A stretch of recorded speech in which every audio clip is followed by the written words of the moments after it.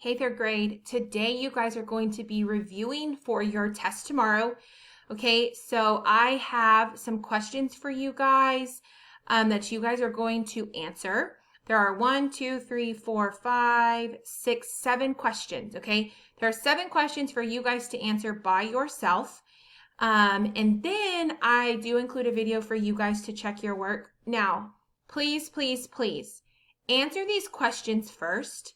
And I really want to see you guys upload a picture of your work on each slide. You guys, there is plenty of space for you guys to do that. And I want to see you upload a picture of your work on each slide where that the question is at. Okay, so some of these questions are word problems, and then some of them are just going to be representations of what the question is asking you to find. And some of them, one of them is like an even odd question.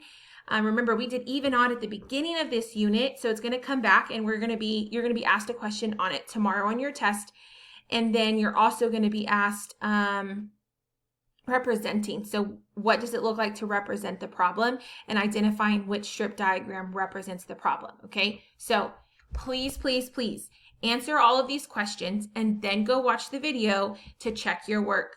It is going to do you no good if you go watch the video to check your work and then just go make all those answers. I still want to see all of your work, so I'm going to know if you did your work or not, and it is really important that you do.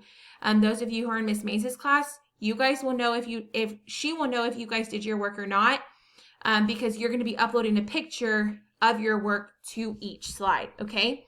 Remember, if you have any questions, it's really, really important that you hop on office hours today, because tomorrow is your test, and then on Wednesday we will be going over that test. All right. Have fun today. Good luck. Let us know if you need any help, and we'll see you tomorrow.